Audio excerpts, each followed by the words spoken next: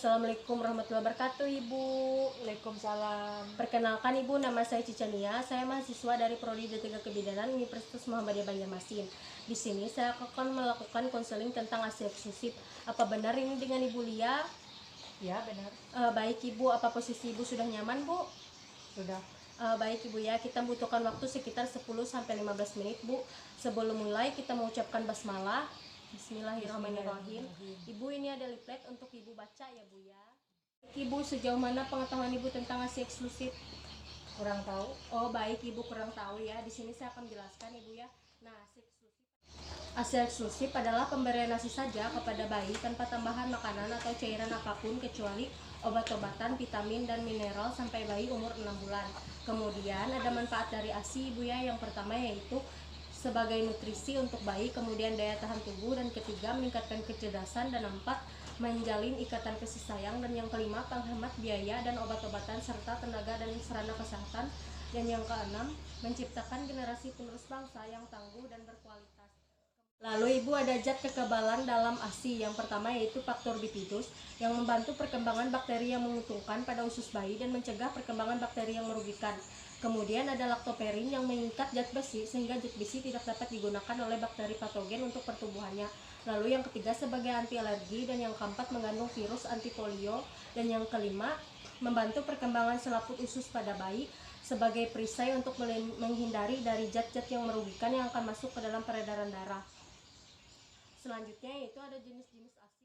Lalu, Ibu, ada jenis-jenis ASI. Yang pertama yaitu kolostrum. Kolostrum adalah cairan yang pertama kali keluar, cairan kental dan berwarna kekuning-kuningan dibandingkan susu matur, dan yang disekresi pada hari pertama sampai hari ketiga. Bila dipanaskan akan menggumpal.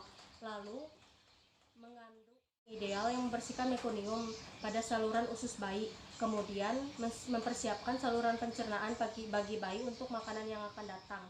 Kemudian lalu yang keempat banyak mengandung karbohidrat, protein, dan mineral, dan melindungi bayi sampai umur 6 bulan dibandingkan susu matur.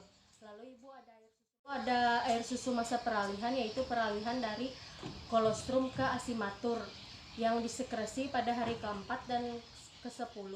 Kemudian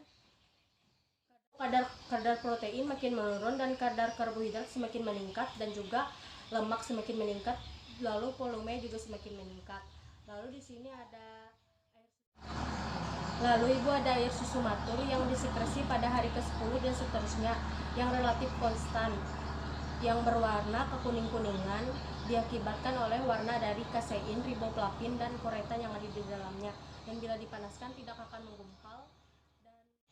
Lalu, Ibu, ada cara memperbanyak produksi ASI. Yang pertama yaitu menyusui bayi 2 jam endemen selama 10-15 menit di setiap payudara. Kemudian yang kedua yaitu bangunkan bayi, buka baju atau gedong yang membuat bayi gerah, dan duduklah saat menyusui. Dan yang ketiga pastikan posisi bayi tepat dan menempel pada dada ibunya. Dan yang keempat, susui bayi di tempat yang aman dan nyaman, dan minumlah saat menyusui. Kemudian yang kelima, pastikan Ibu harus tidur bersebelahan dengan bayi agar dapat menyusui di setiap saat.